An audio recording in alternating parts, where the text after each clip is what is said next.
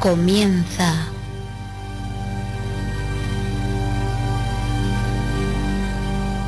la cara oculta de la luna.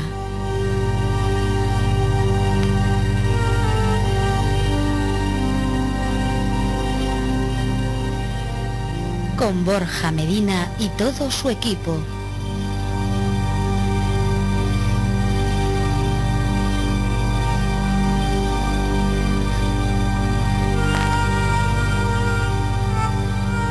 Bienvenidos al misterio.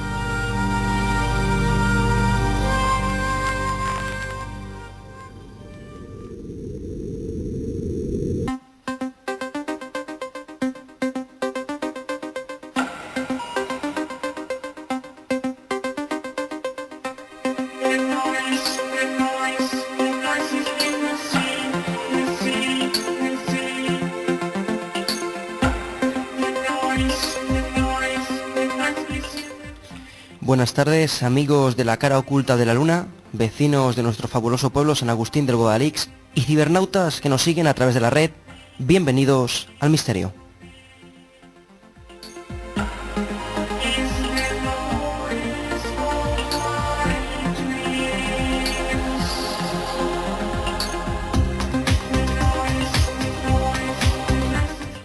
Es un placer estar aquí, otra semana con todos vosotros, preparados para embarcarnos en un viaje lleno de secretos y de enigmas.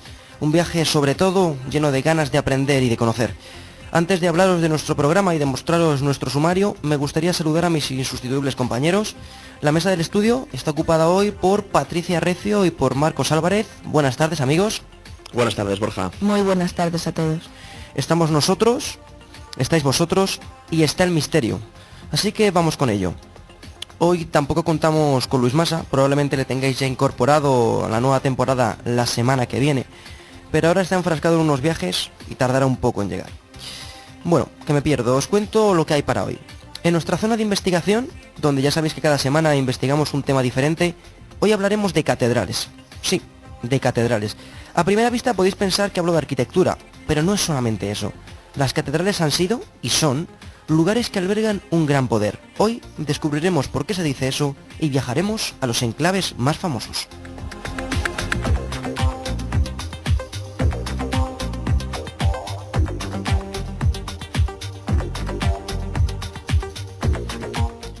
Después vuelve nuestra sección de la Biblioteca del Misterio, con un libro que yo sé que le gusta mucho a Patri, El Código Da Vinci, y luego, como no, para terminar, un repaso a la actualidad con las noticias de Patricia Recio. En fin, el programa de hoy promete, así que, si os parece, nos vamos a la primera sección de nuestro programa. Entramos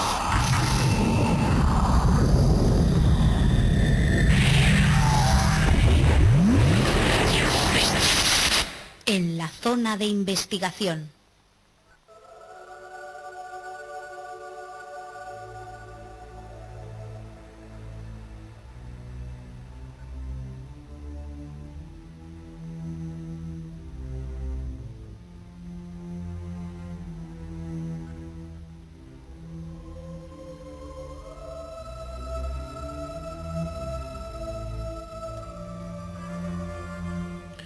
Hoy, en nuestro tema principal, abordamos el misterioso tema de las catedrales. Como he dicho antes, las catedrales son algo más que construcciones, son enclaves de poder, realizados con la intención de contactar con los cielos. Hoy vamos a descubrir todo esto y algunas cosas más. Para empezar, me gustaría que nos introdujéramos lentamente en la historia, en el origen de las catedrales. Como siempre, al hablar de historia es referente obligatorio a nuestro compañero Marcos. Sin más preámbulos, compañero, para que nuestros oyentes se pongan en situación, un par de preguntas muy claras. ¿Qué es una catedral gótica y cuál es el origen de estas catedrales? Antes de hablar de catedrales, debemos mencionar, aunque sea de refilón, el arte gótico. Bien, el arte gótico es un estilo arquitectónico que se desarrolla en la Edad Media entre los siglos XII y XV. Este arte ponía de relevancia en el plano arquitectónico la ligereza y la iluminación. El arte godo se caracteriza por tres tipos de edificios: las iglesias, los monasterios y las catedrales, el tema que nos ocupa hoy. Ahora sí, Borja, respondo a tu pregunta. La catedral es el lugar donde tiene la sede el obispo. Es la iglesia principal de cada diócesis. La palabra catedral proviene del griego cátedra. Se traduce como asiento, refiriéndose siempre con ello al trono del obispo. El primer edificio gótico de Europa occidental es la abadía de Saint-Denis, situada en la ciudad de París, y comenzada en torno al 1135. Tras esta abadía se construyeron otros templos en Noyon, Senlis, Chartres y en París. También, continuando con este proceso arquitectónico, los caminos de Santiago condujeron a los arquitectos, a los constructores, hasta la península ibérica, donde levantaron las catedrales de Sevilla, León, Toledo o Burgos, entre otras.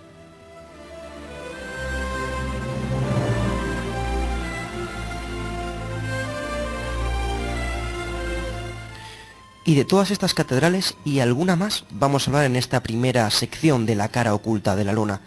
Pero hablando de catedrales es necesario mencionar una obra que plantea muchos interrogantes. Me estoy refiriendo al Misterio de las Catedrales de Fulcanelli, un libro que relaciona las prácticas alquímicas con el poder oculto de las catedrales. Antes de hablar del libro en profundidad, vamos a dar unos cuantos apuntes sobre su autor o autores. ¿Patri? Dejando de lado el contenido de su libro, me centraré en hablaros del autor, o como ha dicho Borja, los autores. Fulcanelli es el seudónimo del autor o del conjunto de autores que desarrolló un libro donde relacionaba la alquimia con las catedrales.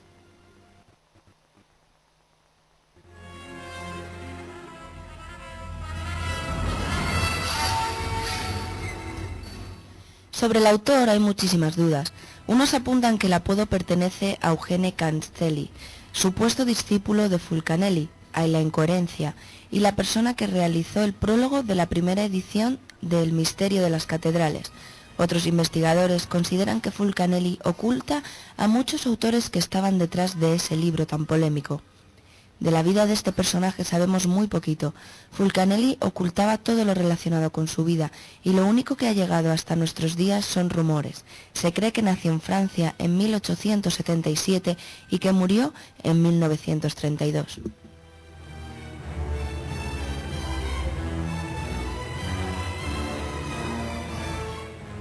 Aparte de la obra que hoy nos ocupa, El misterio de las catedrales y la interpretación esotérica de los símbolos herméticos, escrita en 1922 y publicada en 1929, hay otra obra, Las moradas filosofales y el simbolismo hermético en sus relaciones con el arte sagrado y el esoterismo de la gran obra, publicado en París en 1930. Hay un último libro, Finis Gloriae Mundi, un libro que completaría los dos anteriores y que descifraría el Verbum Dimisum, es decir, la palabra perdida, pero Fulcanelli no logró terminarlo, ya que murió antes de hacerlo.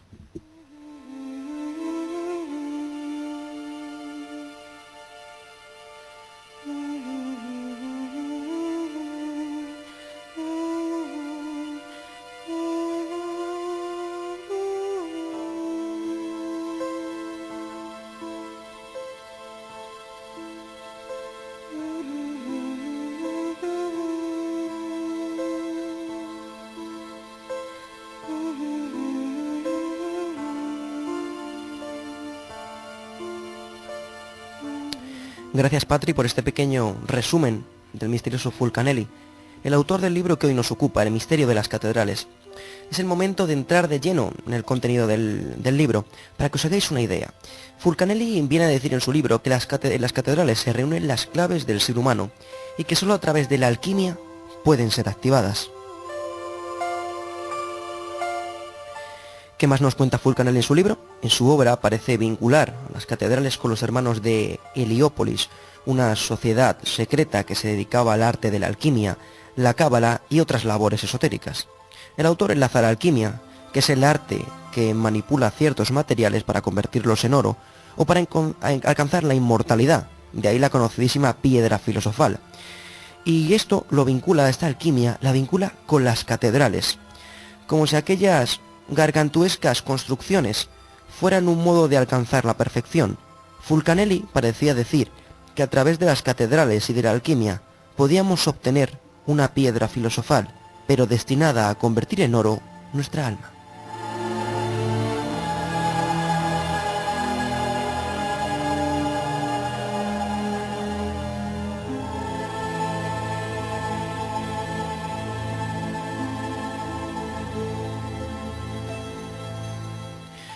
Esta semana hemos tenido la suerte de contar con las palabras de Anaís Álvarez, que es la voz que vais a escuchar, ayudada en la búsqueda de la documentación por Ana María Peñagara y Virginia Carnero.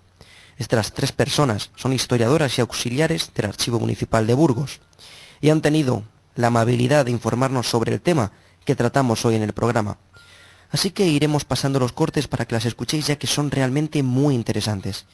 Vamos ahora a escuchar cómo Anaís nos habla de estos símbolos alquímicos que aparecen en muchas catedrales. Mira, a mí me parece que en esto sí que voy a ser tremendamente pragmática. A mí me parece que todo el tema de las representaciones, la iconografía de tipo, eso como me estás diciendo tú, ¿no? Que tiene algo que ver con el más allá y demás, a mí me parece que en muchos casos, no todos, pero en muchos casos es una lectura que le estamos dando a partir de lo que te digo yo, del siglo XIX y de una visión muy romántica de todas estas cosas. A mí me parece que en las catedrales sí que es verdad que están llenas de señales, las encuentras por todos los lados, y más en las catedrales románicas que en las góticas, pero tienes a patadas señales en las paredes, y sabemos de los muros, ahora que nos les han quitado todas las capas de yeso, de cal, que era como estaban pensadas las catedrales, para estar recibidas por dentro, es decir, con una capa de yeso y de cal y tener pinturas murales.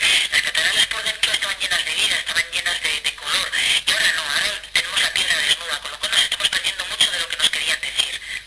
Pero bueno, las paredes ahora mismo vemos lo que muchos sitios efectivamente identifican como símbolos alquímicos, ¿no? Símbolos en la piedra, que no son nada más que marcas de cantero, que bueno, en su momento, yo no te digo que más adelante, en el siglo XVII, XVIII, cuando ya las logias masónicas estaban bastante más avanzadas, posiblemente esos símbolos sí que tuvieran algún simbolismo, pero yo, vamos, te diría que en la mayor parte de los casos, los símbolos que puedes encontrar en edificios del siglo XI, XII hasta el XV, todos esas cruces, esos símbolos raros, no son nada más que marcas de cantero, que era la forma que tenían las personas que trabajaban la piedra de poder cobrar su sustento. Ellos trabajaban en talleres, estaban organizados en talleres que tenían un símbolo y conforme trabajaran más, así cobraban, era el trabajo a destajo. Entonces, ¿qué ocurre? Pasa el tiempo y sí que es verdad que esos talleres, los talleres siempre estaban organizados por los gremios que bueno, pues que tenían su parte de secretismo, porque era tan sencillo como cuantos más haya haciendo lo mismo que yo en este pueblo, yo voy a comer menos. Entonces, pues bueno, con el tiempo yo creo que es que el mismo afán de no dejar acceder a demasiada gente a tu secreto, a tu forma de trabajar, es lo que ha dado pie a un montón de logias que, ojo, con el tiempo también ha ido desarrollando por detrás toda una filosofía y un modo de entender la cosmogonía que es ya que no tiene nada que ver con lo que estamos hablando. Pero bueno, sí que es verdad que en muchos casos podemos encontrar en las catedrales símbolos que, ojo, también hay que tener en cuenta que las catedrales durante los años han sufrido muchos procesos de restauración y que pueden responder a esos momentos. Hay símbolos en la catedral de Burgos que no son del siglo XII ni del siglo XIII, que son muchísimo posteriores, pero que como la gente que trabajaba en aquellos momentos eran unos verdaderos artistas, es decir, gente que hacía arte, gente que trabajaba con las manos y lo hacía muy bien, pues claro, parece que son cosas hechas en el momento, pero que pertenecen a las reformas del XVII, del XVIII, incluso del XIX. Bueno, hace poco hubo una polémica bastante grande en Burgos porque en el siglo XX hubo una reforma bastante importante de la catedral. Ha habido muchas partes de la catedral, muchas piedras que se les ha tomado como pues gárgolas y pináculos que se les tomaba como muestra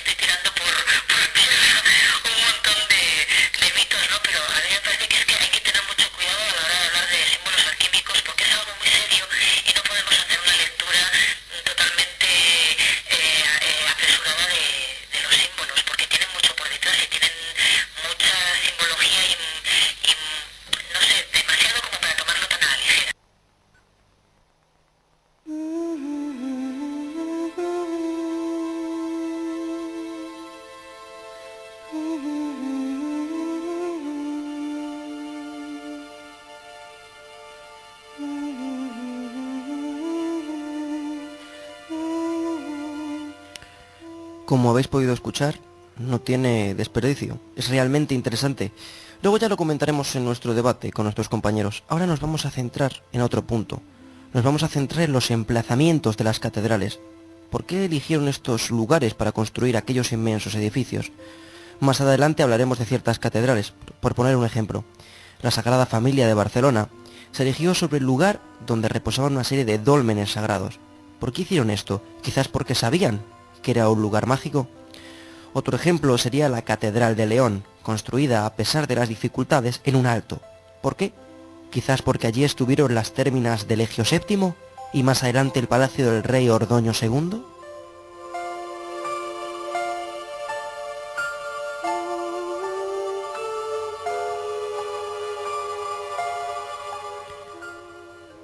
Los investigadores dicen que los maestros constructores eligieron estos lugares, no solo en Barcelona y en León, ya que eran sitios muy especiales.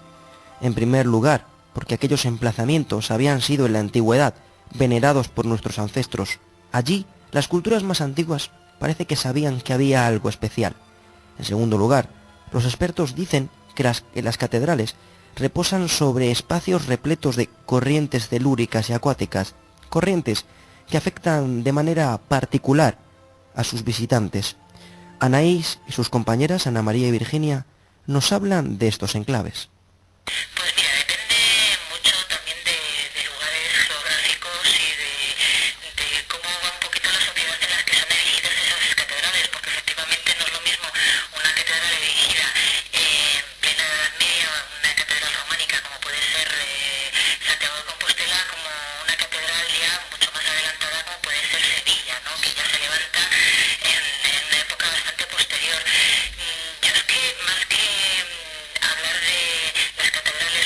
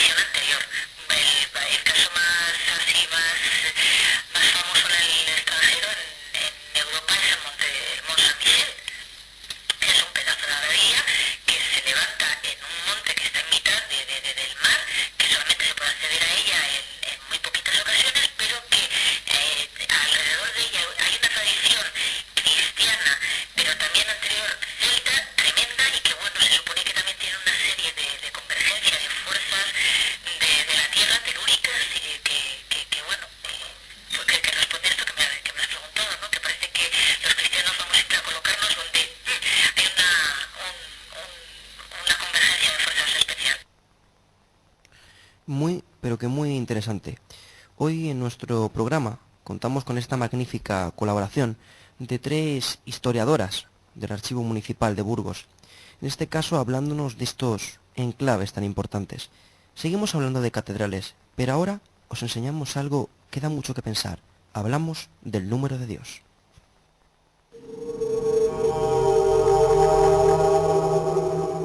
La cara oculta de la luna, porque la verdad está más allá de lo que vemos.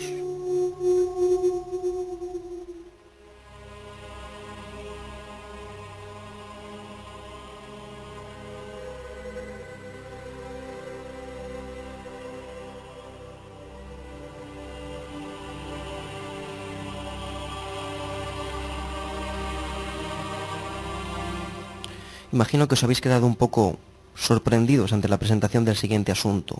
Tranquilos. Marcos nos va a explicar de una manera muy, pero que muy fácil. Vamos a intentarlo, os explico. El número de Dios, como ha dicho Borja, recibe una infinidad de nombres. El número de oro, número dorado, sección áurea, razón dorada, media áurea, proporción áurea y divina proporción. Pues bien, supongo que os preguntaréis, ¿de qué número nos habla Marcos? Os hablo del número 1,6180339887, y así de manera infinita. Es representado con la letra griega Phi, en honor al escultor Fidias, que fue el primero que lo aplicó. Seguramente todavía las dudas rondan vuestra cabeza, así que concretaremos un poco. El número dorado es un número irracional, un número que posee unas cualidades increíbles.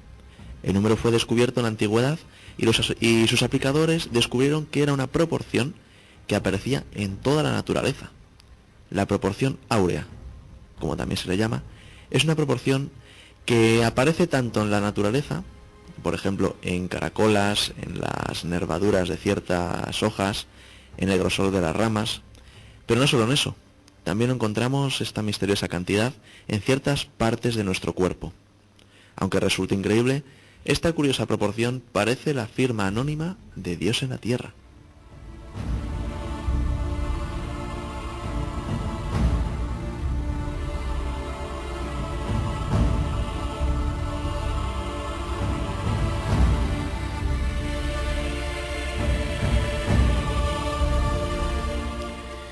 Y que lo digas, Marcos.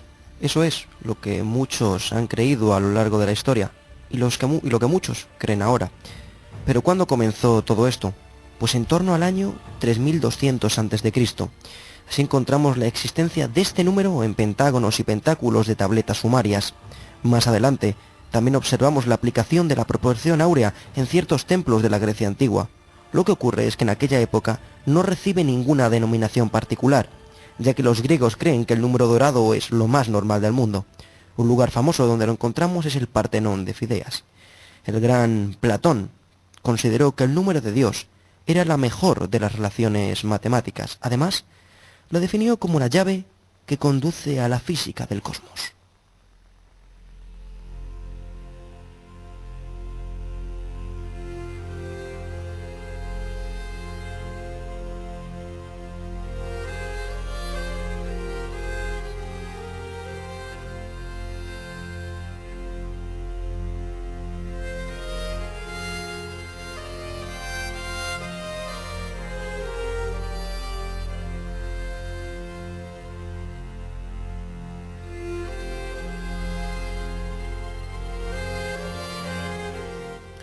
Pero esta maravillosa proporción, que es de lo que hablamos hoy en nuestro programa, en la cara oculta de la luna, ya que este número era utilizado por los constructores de las catedrales para acercarse a la construcción perfecta, a la construcción divina, para acercarse a Dios. Este número tiene un gran impacto en la época del Renacimiento, ¿o no, Patri? Totalmente cierto, Borja. Concretamente, vemos esta curiosa proporción en las artes plásticas y también en la arquitectura. Nuestro gran genio Leonardo da Vinci ya utilizó esta medida mientras realizaba las ilustraciones de la Divina Proportione de Luca Pacioli.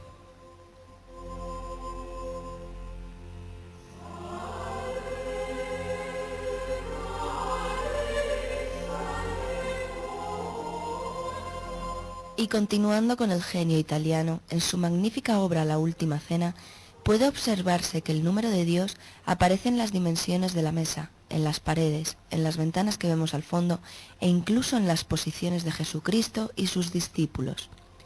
En el cuadro de la Gioconda o Mona Lisa, como también se llama, cuadro de nuestro pintor Leonardo da Vinci, encontramos esta proporción en el mismo rostro de la mujer que aparece retratada. Y bueno, si avanzamos muchos siglos y llegamos a la actualidad, también vemos esta proporción ahora en los objetos más curiosos. Para que os hagáis una idea del impacto de esta proporción, lo podemos ver en las tarjetas de crédito o en los carnés de identidad e incluso en las cajetillas de tabaco.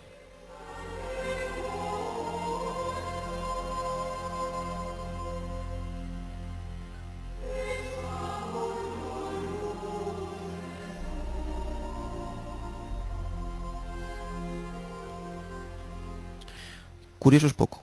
Con tanto misterio os recomendaría a nuestros oyentes que dejaran de fumar, por si acaso esa proporción les perjudica. Anaís, Ana María y Virginia también nos hablaron del número de Dios. Os invito a que no perdáis ni una sola palabra de lo que dicen. La proporción áurea es algo que se empieza a ver ya todo el tema de las proporciones, lo que se llamaba antiguamente, no me acuerdo la palabra, por Dios, el decoro. El decoro consistía antiguamente en la antigua Grecia y en la antigua Roma en que todas las proporciones que todas las medidas de una obra, ya fuera arquitectónica, ya fuera escultórica, ya fuera pictórica, tuvieran una proporción que resultara acorde con lo que se quería representar y que resultara agradable a la vista. Eso es a lo que se llamaba decoro, que no tiene nada que ver con lo que llamamos ahora decoro, ¿no? Pero bueno, entonces el tema del número áureo, la proporción áurea, tiene mucho que ver con ese sentido de decoro, es decir, que todo tenga una proporción y que sea acorde a algo. Entonces, los cristianos lo que hicimos fue adaptar esa tradición totalmente pagana a nuestra forma de ver la vida. ¿Cómo? Acabas de mencionar el hombre de Vitruvio, ¿verdad? Pues mira, el hombre de Vitruvio está inscrito en un círculo y un cuadrado, ¿no es cierto? El círculo tiene que ver con el mundo de Dios, con el mundo de lo eterno, lo intangible, todo lo que tiene que ver con la bóveda celeste, lo que los hombres no podemos ver, pero nos gustaría vernos reflejados porque ahí es donde está Dios, ¿no es cierto? Y sin embargo, está siempre relacionado con el cuadrado. Lo cuadrado es lo finito, lo limitado. Ahí está el hombre. Ahí estamos reflejados nosotros y todo lo que podemos hacer. Entonces, cuando el hombre consigue que el mundo divino y lo humano coincidan en él mismo, es cuando se ha llegado al momento de perfección. Entonces, en base a eso, es como se crean todas las proporciones. Los números en relación a eso, pues bueno, ya sabes que el 1 tiene que ver con la unidad, con el cosmos, con Dios. El 2 tiene otras lecturas, como pues eso, la dualidad del hombre. El hombre es el aura divina que tiene el alma. El alma es la parte del hombre que más cerca está de Dios. Y sin embargo también tenemos el cuerpo, que es lo más material, lo más tangible, lo que más nos ata a esta tierra, ¿no? Bueno, pues eso es también la bipolaridad del hombre está reflejada ahí. El 3, la trilogía de Dios Padre, Hijo, Espíritu Santo. 4, pues 4 tiene que ver también con el templo de Jerusalén, que la Jerusalén sagrada era un cuadrado perfecto. 4 son los ríos del paraíso. No sé, así podríamos ir diciendo un montón de números. Todo, como ves, pasado por el tamiz cristiano. Después de esto, me gustaría contaros otra historia que plantea otro misterio, porque hoy estamos hablando de catedrales, porque hoy vamos a hablar de eso, y como estamos viendo, son edificios mágicos y maravillosos que esconden muchos, pero que muchos secretos. Os pregunto, ¿habéis viajado alguna vez a Barcelona? Imagino que si habéis ido, se os habrá ocurrido ver la Sagrada Familia. Entonces, ¿os suena el Pórtico de la Pasión? La cara oculta de la luna, 107.2 San Agustín FM.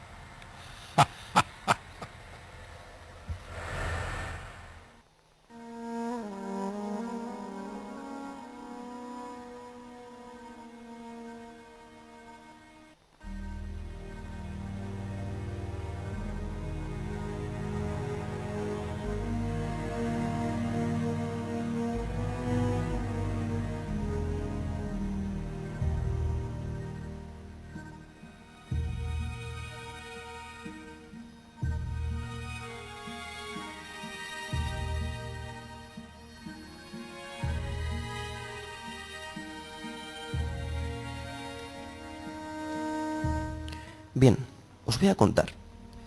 La fachada de la Pasión del Templo Expiatorio de la Sagrada Familia, obra del escultor Josep María Subirats, pues bien, ¿os imagináis que hace allí un cuadrado?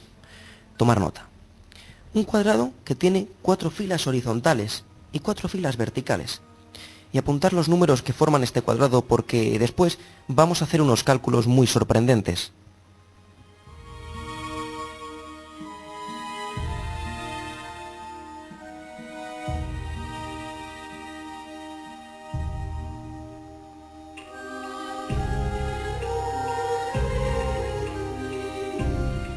Apuntar, amigos. En la primera fila horizontal, los siguientes números: 1, 14, 14 y 4. En la segunda fila horizontal, 11, 7, 6 y 9. Continuamos con la tercera fila horizontal, 8, 10, 10, 5. Y para terminar, en la última fila horizontal, 13, 2, 3 y 15. Bien, ¿qué significa todo esto? Pues bien, vamos a explicarlo. Mientras os contaba qué números muestra el cuadrado, nuestro amigo Marcos anotaba las cantidades en un folio. Así que vamos a calcular. Marcos, quiero que me sumes los números de la primera fila vertical. 33. Muy bien. ¿Y de la segunda? A ver, un momentito. 33 también. Vale. ¿Y de la cuarta? 33. Vale, la tercera me la sumo también, ¿no? Espera. Vale. Muy 33 también. Bien, pues entonces vamos a sumar ahora las filas, hemos sumado las verticales, vamos a sumar las filas horizontales, ¿vale? En horizontales, vale. Eso es. La primera. 33. Muy bien. Ahora vamos a por la segunda. Igualmente 33. Vale, la tercera fila del cuadrado, ¿qué suma? La tercera del cuadrado. Sí, en vertical. Un momentito. 33 también, Borja. ¿Y la cuarta fila del cuadrado? 33. Muy bien. Y ahora, Marcos, quiero que sumes los números que hay en las 4 esquinas de este fantástico cuadrado. ¿Qué suman? Las cuatro esquinas, ¿no? Las esquinas, las 4 esquinas. 33 también, Borja. ¿Cuál es la explicación de este fenómeno? Unos dicen que ya que es una construcción religiosa, probablemente este número tenga que ver con la edad que tenía Jesús cuando fue crucificado. Por otro lado, una segunda teoría apunta a un significado masónico. Por ello, porque Antonio Gaudí, el arquitecto catalán que realizó la Sagrada Familia, pues corren rumores de que este tenía una supuesta afiliación masónica. Y bueno, ¿y qué tiene que ver todo esto con los masones? Pues que el número del cuadrado es el 33, y 33 son los grados masónicos, las 33 pruebas que un iniciado masón debía pasar para acceder a la hermandad.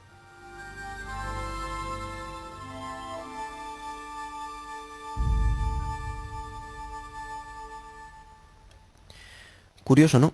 Esto sobre la Catedral de Barcelona. Pero también hay misterios en otros lugares, y vamos a hacer un repaso de esos lugares, de los más interesantes.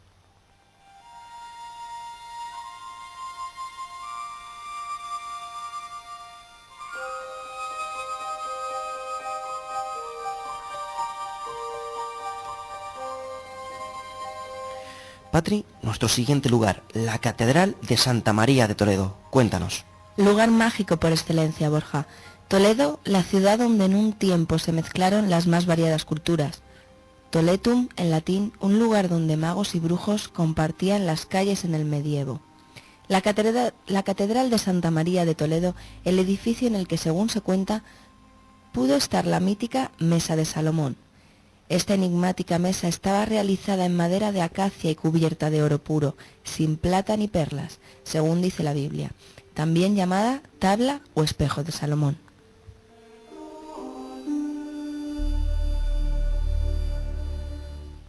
Según cuenta la leyenda, en la tabla del rey Salomón escribió todo el conocimiento del universo, la fórmula de la creación y el nombre verdadero de Dios, un nombre que no puede escribirse jamás y solo debe pronunciarse para provocar el acto de crear.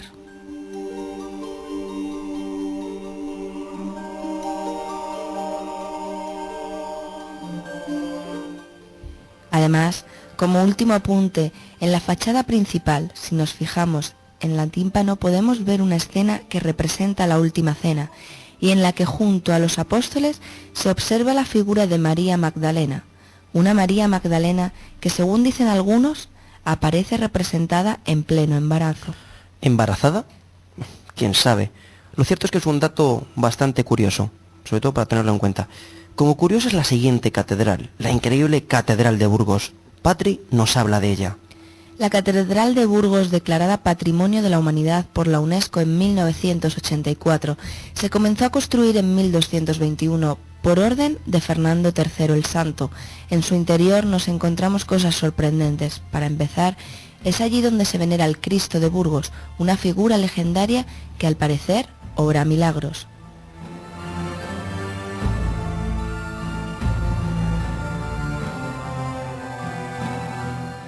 Otra historia muy interesante es la de Luis de Acuña, obispo que en plena época de la Inquisición se arriesgó estableciendo de forma clandestina un taller de alquimia en los sótanos de la Catedral de Burgos. La Catedral de Burgos está llena de misterios. La idea de que es un lugar alquímico se refuerza con la representación a ambos lados del rosetón de la Puerta de Santa María de la Tría Prima, imagen representada con dos figuras que simbolizan la gran obra. La gran obra era el proceso que debía realizarse sobre la materia para alcanzar la materia prima inicial.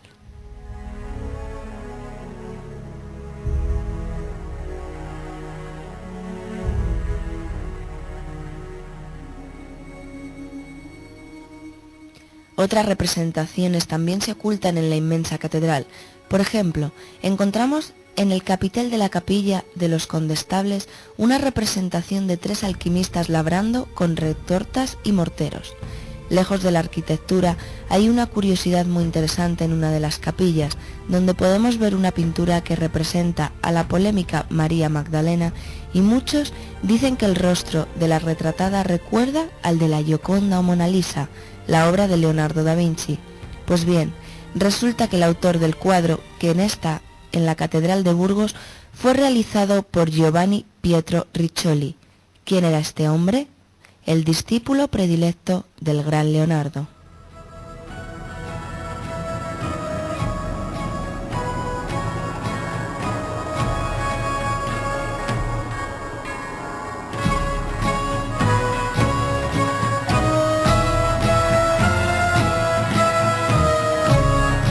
Sin lugar a dudas, un sitio increíble. Nos acaba de contar Patri alguno de los secretos que oculta la Catedral de Burgos.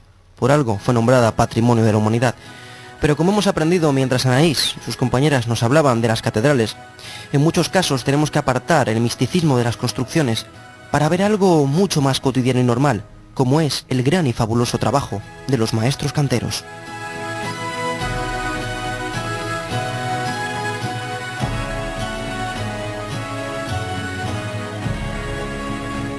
Hasta aquí el viaje que hemos hecho para conocer el maravilloso mundo de las catedrales, un mundo lleno de números y de símbolos, un mundo mucho más complejo de lo que puede parecer a primera vista.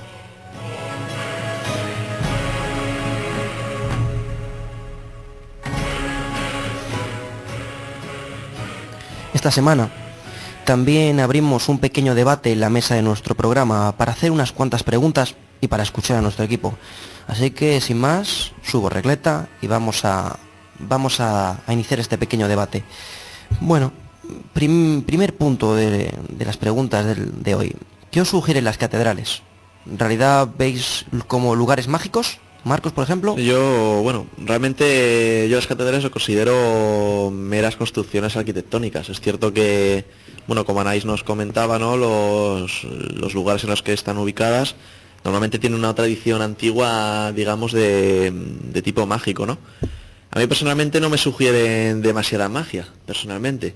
Me parecen sitios impresionantes, es decir, construcciones de esas dimensiones en las épocas que se hicieron.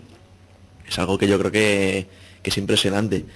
Pero más allá de todo eso, realmente su función, tal y como nos han dicho, en la entrevista que le realizamos, pues su función era que el obispo estuviese allí. Entonces, sí, tal vez tengan tintes mágicos, pero realmente no creo que no son para tanto, desde mi punto de vista. Patri, ¿tú qué crees? ¿Tú que has estado...? Yo la verdad que también opino un poco como Marcos, a mí no me sugieren ningún tipo de magia las catedrales. Opino también como él que son lugares espectaculares, pero por las dimensiones y por los cuadros que tienen dentro y por las vidrieras.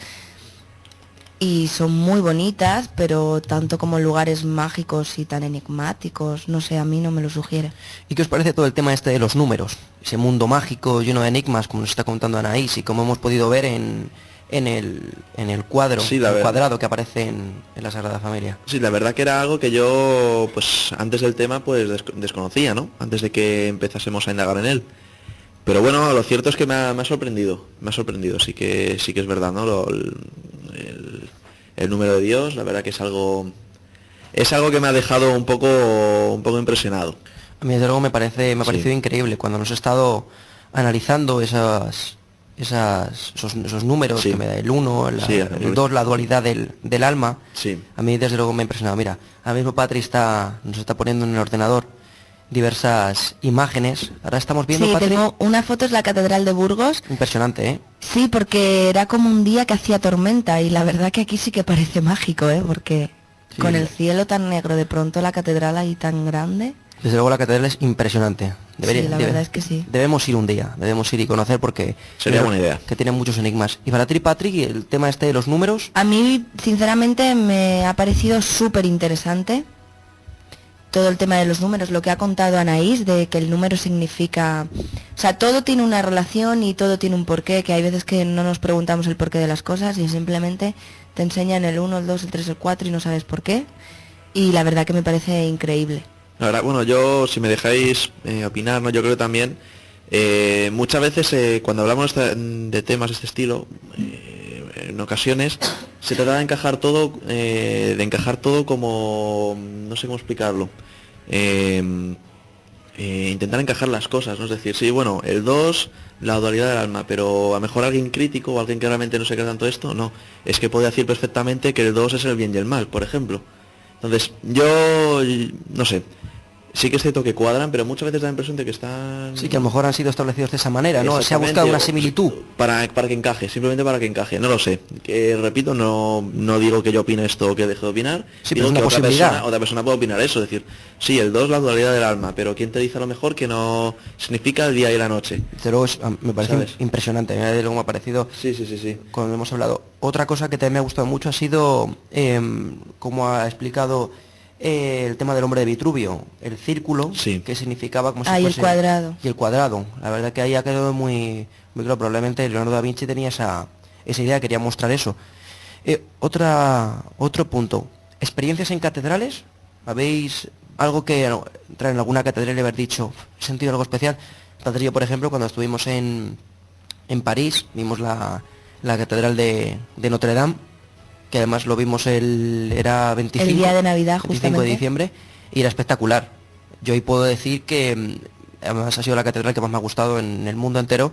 Yo podría decir que es mi catedral favorita y es impresionante. No puedo decir algo de sentir algo claramente, pero sí de saber que estás entrando en un lugar especial, una catedral gigantesca. Sí, pero yo qué sé, o sea, yo tampoco sentí nada de decir, madre mía, que siento algo por mi cuerpo. Te quedas alucinado de ver algo tan bonito, tan grande, tan inmenso. Y luego, claro, también fuimos un día muy especial, era el día de Navidad, justo entramos que había una misa especial. Las campanas suenan muy pocas veces al año y justo ese día tocaron las campanas. Entonces todo era como un poco especial, pero tanto como sentir, yo realmente, chicos, no sentí nada. A lo mejor es que soy un poco yo más sensitivo. Bueno, otro tema. Catedrales ya más relacionadas con los enclaves en los que se situaron. Es decir, construcciones sobre, como nos explicaban ahí, Sí. sobre lugares en el que nuestros antepasados pensaban que eran lugares especiales. Por ejemplo, yo recuerdo haber leído un libro de Javier Sierra que se llama Las Puertas Templarias, creo que se llama, y relacionaba que ciertas catedrales de Francia coincidían con constelaciones situadas en las constelaciones, con muchos de estos puntos. Era realmente impresionante. ¿Qué os parece que hayan sido construidas sobre estos lugares? Pues yo creo que lo construyeron con... El hecho de estar construidos en lugares, bueno, en principio de poder, ¿no? Yo supongo que lo habrán hecho con la intencionalidad de demostrar o de tratar de hacernos ver que es un sitio realmente que su posible magia tiene un porqué, bajo mi punto de vista. Que no surge porque sí, es decir, no, son lugares de poder, pero no únicamente porque sea la casa de Dios, sino porque además se ha buscado una determinada característica del terreno. Porque además la catedral que hemos visto antes, la de León, sí, justamente fue construida en un lugar alto pese a las dificultades del terreno. Exactamente. ¿Y todo por qué? Porque allí los ancestros, pues se parecía que habían construido algo, ¿no? Es decir, era un lugar que especial. tenía un porqué, su ubicación, ¿no? Su ubicación tiene siempre un porqué. Y otro tema que también hemos hablado ya como último punto, que se nos come un poco el tiempo, alquimia en las catedrales, ¿qué os parece? Ya nos hablaban ahí que tampoco deberíamos tomárnoslo en algunos lugares, claro, sí. Tanto como verlo como algo tan mágico, quizás como decía, simples marcas de cantero, ¿no? Para que quedase claro que ahí habían ellos trabajado. Sí, la verdad, bueno, la alquimia siempre ha estado muy extendida, ¿no? En la Edad Media era algo, una práctica, podemos decir, pues habitual, ¿no? No sé. Realmente no sé, no tengo una opinión muy... Bueno, pues yo creo que con esto ya creo que podríamos cerrar este pequeño debate, creo que ha sido muy interesante. Esta ha sido nuestra opinión y, amigos del misterio, la vuestra también nos interesa mucho, así que si queréis contarnos lo que pensáis sobre las catedrales, o quizás relatarnos alguna experiencia, vosotros quizás la podéis haber tenido, contarnos qué habéis sentido al entrar en alguno de estos edificios, en alguna de estas catedrales, o quizás en alguna iglesia habéis sentido algo especial, pues si queréis contárnoslo, enviad un email a nuestra dirección de correo, lacaraocultadelaluna@hotmail.com. Os lo repito para que toméis nota, lacaraocultadelaluna@hotmail.com.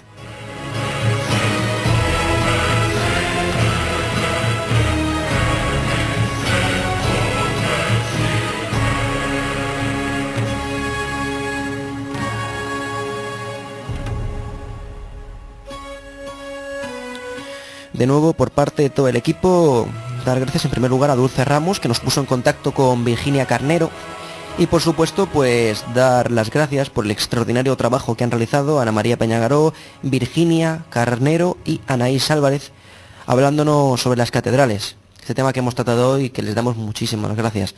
Saben que la cara oculta de la luna es su casa y que están invitadas para debatir, opinar y participar en futuros programas, así que muchas gracias de nuevo. Marcos Álvarez, me despido de ti hasta la semana que viene.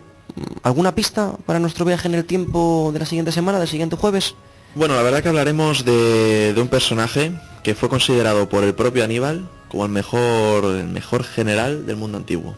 Joder, ahí lo dejo. Eso parece muy interesante, ¿eh? Esperaremos hasta la semana que viene. Bueno, amigo, un fuerte abrazo. Igualmente, Borja, gracias. Y nosotros continuamos. Y para ello vamos a pasar a la siguiente sección de nuestro programa.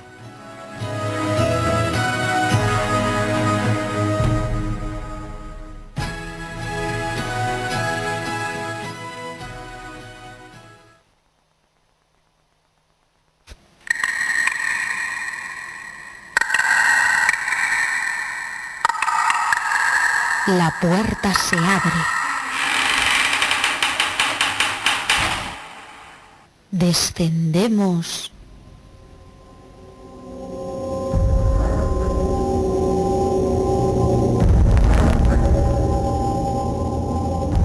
A la biblioteca del misterio.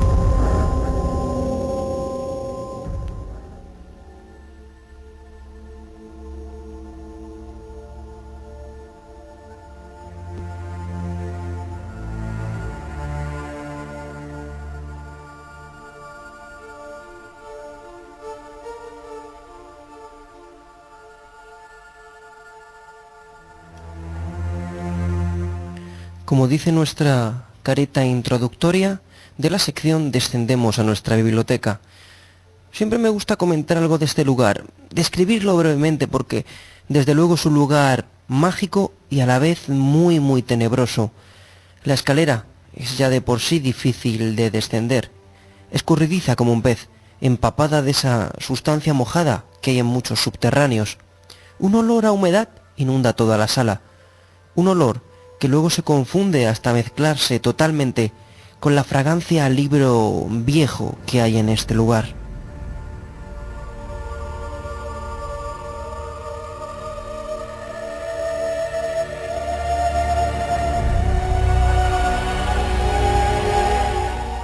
¿He dicho viejo? Sí, viejo, gastado, pero también nuevo.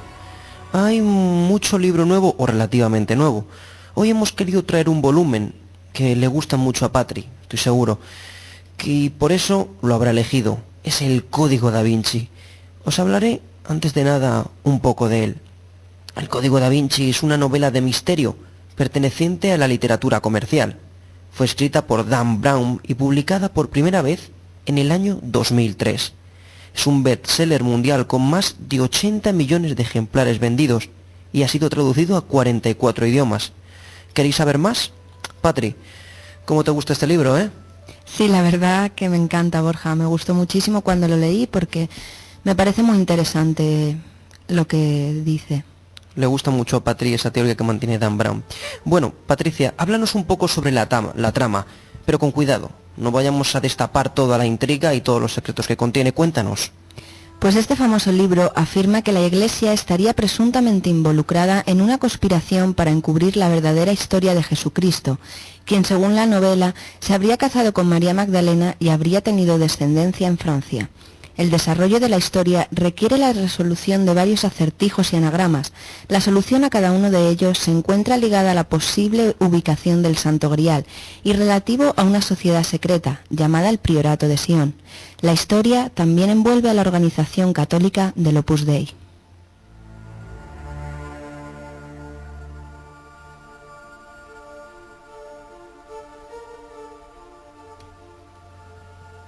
Esa sería la esencia de la novela. Luego está el desarrollo de una trama y unos giros de guión, entre comillas, que están muy bien. Un poquito sobre su autor, Dan Brown. Cuéntanos, Patri. Dan Brown nació en Nueva York el 22 de junio de 1964. Se graduó en la Universidad de Amsterdam, donde dedicó su tiempo como profesor de inglés antes de dedicarse por completo a escribir novelas. En 1996 escribe su primera novela titulada La fortaleza digital, pero no fue publicada hasta que no se convirtió en un autor famoso y reconocido. Otra de sus novelas es Ángeles y demonios, escrita en el año 2000. Otro de sus libros es La conspiración, escrito en el año 2001, aunque sin duda, con la obra que más críticas ha recibido y con la que más ejemplares ha vendido, ha sido la novela de la que hoy hablamos, El Código da Vinci, escrita en el año 2003.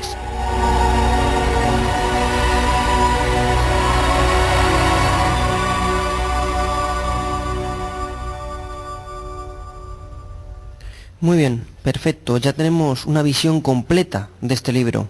¿Os ha gustado? Ya sabéis lo que tenéis que hacer, comprarlo o acudir a la biblioteca de San Agustín de Guadalix, en la Casa de Cultura Agustín de Tagaste, tomar el préstamo del libro a la de San Agustín o a la de vuestro municipio. El objetivo nuestro, como siempre, es leer, que leáis porque es una actividad muy, muy interesante y que cultiva. Y Patri, de nuevo, ya lo hace fuera del estudio y ahora dentro, me tiro una indirecta para ver si alguna vez hacemos un programa especial sobre el Código da Vinci, ¿cierto o no? Pues sí, Borja, es que tengo muchísimas ganas. Como sabes, es un tema que a mí me apasiona, el libro me encantó, la película también la vi y me gustó muchísimo, y la verdad es que tengo muchas ganas que algún día se trate sobre este tema. Lo haremos, tiempo al tiempo. Bueno, este es el libro de la semana, El Código da Vinci de Dan Brown. Yo os aconsejo que no os lo perdáis.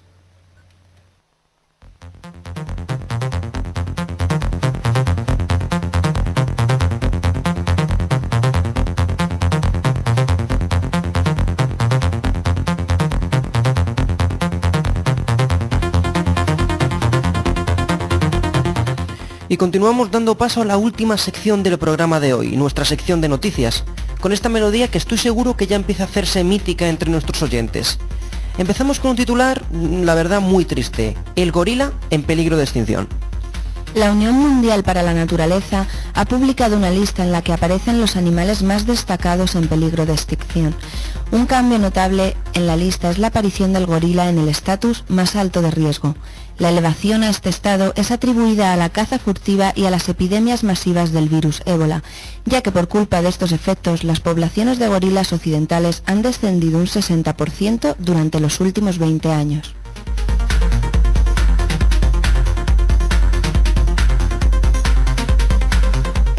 Una noticia triste y que ojalá nunca hubiéramos tenido que dar, pero así son las cosas. La siguiente nos habla de un mito que parece realidad. 40 años después de que dos hombres grabaran a una criatura no identificada en un bosque de California, los cazadores de Bigfoot dicen que esa filmación sigue siendo la prueba esencial para los que creen en esa extraña criatura. Según Daniel Pérez, el editor de la página web bigfoottimes.com, lo que se grabó era una bestia que en Estados Unidos es muy conocida como Sasquatch, aunque según la gente tan solo se trata de un hombre con un disfraz. El señor Pérez opina que si fuese alguien disfrazado se podría haber conseguido otro vídeo igual o similar. El editor de Bigfoot Times, que participó en una conferencia para celebrar el 40 aniversario de la filmación, asegura que en la grabación se puede apreciar perfectamente la musculatura de la criatura expandiéndose, contrayéndose y tensándose.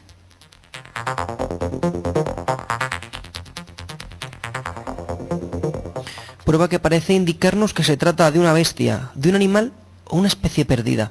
Por cierto, tanto tiempo buscando la fuente de la vida y un científico inglés ha encontrado algo mucho más sencillo, en apariencia, claro. Un científico británico estudia con ratones una pastilla que, de ser eficaz en los humanos, podría prolongar la vida hasta 12 años más. Entre sus componentes contiene tiroxina y una hormona antioxidante que reduce la producción de grupos de átomos que conllevan a la degeneración de las células del cuerpo y que acelera el envejecimiento. Según el científico que está experimentando con la píldora, lo que provocaría esta en los humanos es alargar su vida profesional y tener una mejor calidad de vida.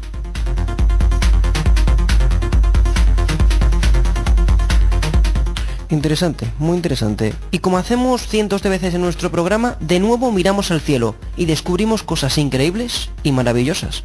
Una nueva cámara llamada FastCam permite captar imágenes del universo con una nitidez igual a la del telescopio espacial Hubble.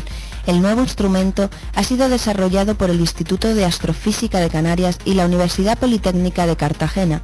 El instrumento sirve para captar imágenes del universo con una nitidez muy clara. Se trata de una cámara de apenas medio metro de tamaño y es capaz de procesar en una noche hasta 1 millón de imágenes en un tiempo real.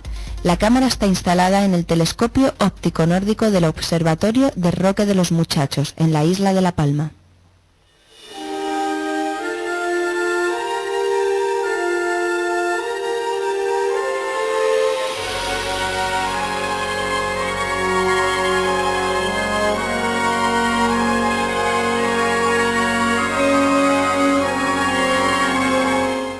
Queridos oyentes, llegamos al final de nuestro programa de hoy. Como siempre, para que lo recordéis, os informamos sobre nuestro nuevo correo electrónico, el que hemos tenido durante esta segunda temporada, y sobre nuestra página web. Amigos oyentes, la dirección de correo es la siguiente, tomar nota: la cara oculta de la luna fm@hotmail.com. Repetimos otra vez, la cara oculta de la luna fm@hotmail.com. Podéis enviarnos todo tipo de comentarios relativo al programa, desde propuestas, ideas, hasta casos o experiencias que hayáis tenido. Por otro lado, también a vuestra completa disposición la página web de nuestro programa, la cara oculta de la luna fm.blogspot.com. Repetimos una vez más, la cara oculta de la luna fm.blogspot.com. En esta dirección están listos para descargar los programas que hemos emitido hasta ahora de la cara oculta de la luna, y además podéis escucharlos directamente desde la página online sin necesidad de descargarlos. Patri, muchas gracias. Te veo la semana que viene. Muy bien, Borja, gracias a ti.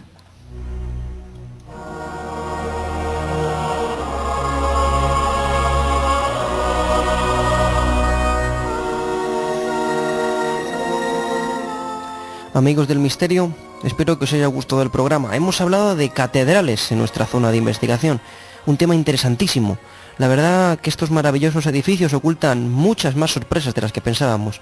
En nuestra biblioteca del misterio, ese libro tan polémico, El Código Da Vinci, ha sido el protagonista. Un par de cosas bastante importantes me queda ahora por comentaros antes de despedirnos. Por un lado, me gustaría pedir disculpas a toda la audiencia de la cara oculta de la luna, ya que hemos estado unas semanas en off, sin poder emitir por ciertos problemas que quedan aparte. Y quería comentaros una cosa también muy importante para la semana que viene, que va a ser un cambio en la emisión.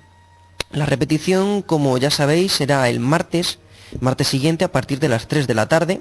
El domingo, a las 9 de la noche, también tenemos reposición del programa. Y el día siguiente nos vemos. Bien. Sabéis que el día 1 de noviembre, es decir, el jueves que viene, es fiesta y por lo tanto no habrá emisión. Así que el próximo programa no se emitirá el 1 de noviembre, sino el 31 de octubre a las 8 de la tarde.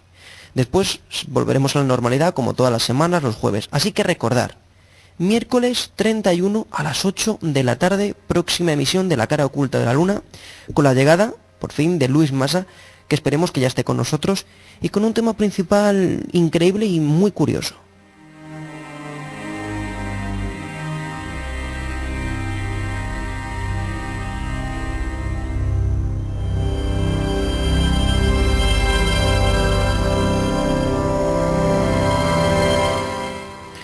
Hoy hemos hablado de catedrales, y por eso quiero terminar con una cita muy interesante de San Bernardo de Claraval, aquel monje circense tan famoso.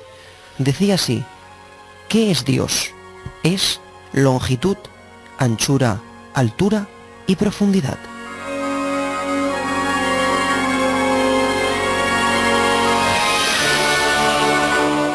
Queridos oyentes, buenas tardes y sed felices.